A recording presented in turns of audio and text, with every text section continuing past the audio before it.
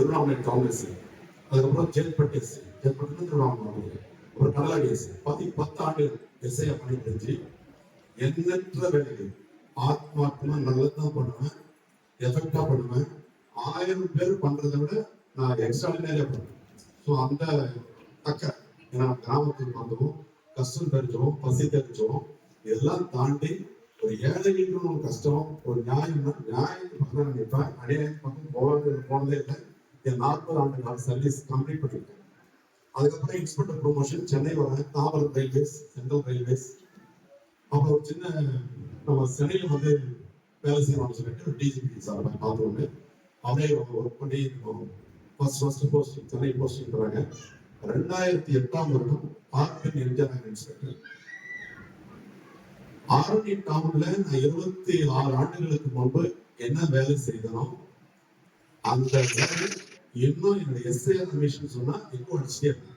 அவரா அந்த மாதிரி. அது காரணம் என்னன்னா நம்மளுடைய உழைப்பு. இந்த சுதந்திரத்தனம் எடுத்துட்டு மத்தவங்க மாதிரி ரெஸ்ட் எடுக்கிறது, மத்தவங்க மாதிரி ஏமாத்துறது ஒரே எஸ்ஐ. அந்த காலத்துல சிங்கிள் எஸ்ஐ. இப்பதான் ஒரு செக்ஷன் 10 எஸ்ஐ 4 எஸ்ஐ நம்பர் ஒரே எஸ்ஐ. எல்லா நைட்டும் ஹவர்ஸ் போகும். அந்த மோட்டர் சைக்கிள் சவுண்ட்லயே அந்த என்டையர் டவுன் கண்ட்ரோல் பண்ணேன். அதே மாதிரி ஹார்ட் அண்ட் இன்டர்னல் வந்துட்டு ஜீப் எடுத்துட்டு நான் தான் ஃபர்ஸ்ட் சைலண்ட் வைக்கிறேன். அப்போ 2008 பைக்ல பேசிட்டு இந்த லைட் போட்டுருது அந்த மாதிரிலாம். ஸோ ஹார்ட் அண்ட் இந்தியா நகர் அந்த ஏரியா உங்களுக்கு எல்லாருக்கும் பரிச்சயம் இருக்கும்.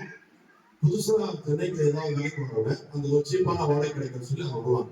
ஸோ கிராமத்து மக்கள் அந்த நகர மக்களுக்கும் இடைப்பட்ட அந்த ஒரு அந்த மாதிரி வாழ்க்கை நடத்துவாங்க. ஸோ அந்த இடத்துலையும் கண்ணியமா பெரியாத்தனமா பண்ணா கூட தவறு, அதை மன்னிக்கிற மனப்பான்மையோட அனாவசியமான வழக்குகள் போகாம என்ன செய்யணுமோ அந்த மாதிரி பண்ணி இன்னைக்கும் ஆர்ட் நகர்ல அது ஒரு நல்ல பேர்.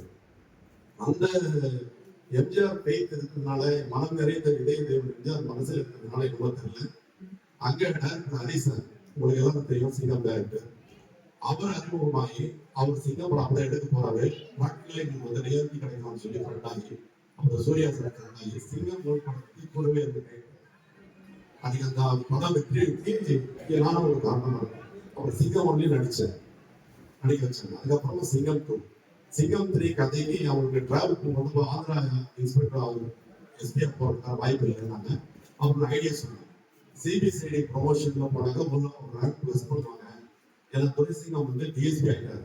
இப்போவும் சிபிசிஐடி போனா எஸ்பி ஆகிட்டு சிபி போனா எஸ்பி ஆகிட்டு சென்ட்ரல் கவர்மெண்ட் நினைச்சா வேற ஸ்டேட் போனா சொல்லுங்க. அப்புறம் டைரக்டர் சார் அப்படி கண்டுபிடிச்சிட்டாரு. போதும் சார் இது ப்ராக்டிகலா சொல்லி இப்போ அந்த படத்தையும் ஒரு ரெட்டி என்கவுண்டருக்காக அவர் கால் பண்ணி பார்த்துருக்கோம். சிங்கம் 1, 2, 3 பார்க்காத யாரும் பார்த்தீங்கன்னா தாமோதர் கேரக்டர். அதே மாதிரி சூர்யா சாரோட 4 படம், அதே மாதிரி நிறைய தனுஷ் ரெண்டு படம், ஜெயலலிதா 2 படம், விஜய் சார் 2 படம், இது மாதிரி ஒரு 45 படம் நடிச்சிருக்கேன். இப்போ அதனுடைய கண்டினியூ பண்ணிட்டு இருக்கேன். எனக்கு அந்த தாகமானதில்லை.